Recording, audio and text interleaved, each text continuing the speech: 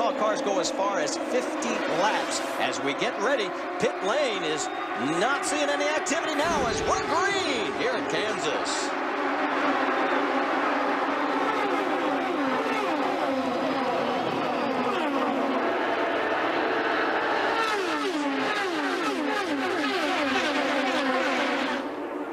Spin in the back of the field. It looks like it's only one car involved. And was that the 36 of Enrique Bertolli? Marty, when you spin around like that, you can point the car in the correct direction and put it back in gear and get going. You know how hard that is to find your bearings going when you're already doing 150 miles an hour? Some great driving there. Long distance shot that we had. Watch the back. On the very back there, the back end just comes around on him. The left front wheel, he's going to have suspension damage when it hits the barrier itself. Did damage the wing and the nose. Now Enrique qualified 25th, so he was clear in the back, and you can see the damage there on the nose. Vince? Here we go. His now wife, Susie, picked out the rental car. It was a gold one, so when they landed at Kansas City, a yellow. We'll finish the story later. And we have a crash in turn 2. As one car has hit the wall hard. Will Power by the looks of it. And it is Will Power. Our winner last week at Long Beach is not going to finish here today at Kansas Speedway. Go back and take another look.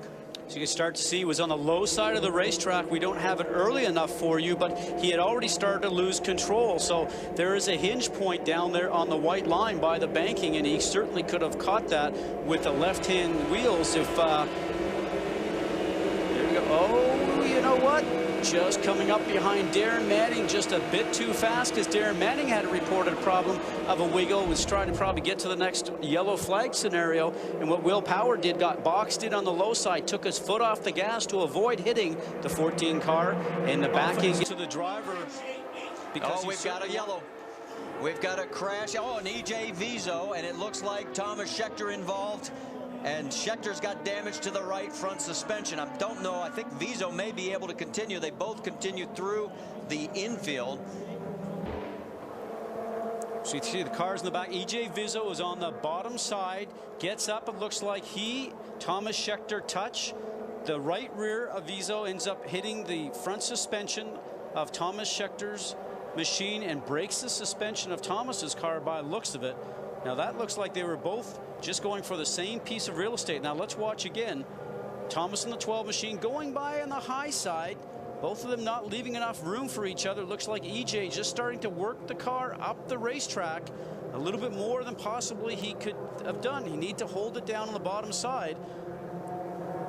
But when he's starting to get past like that, Marty, the thing that you don't want to do is you don't want to take your foot off the gas. Now let's watch as we're riding along from Vitor Mira's car, and you can see the 33 of EJ Viso just go up the road just a little bit, just enough to make contact with Thomas Schechter's machine. And that, we had rain here last night, and that is a very soggy infield, and I'm not sure they're going to be able to get him out of there without a tow truck.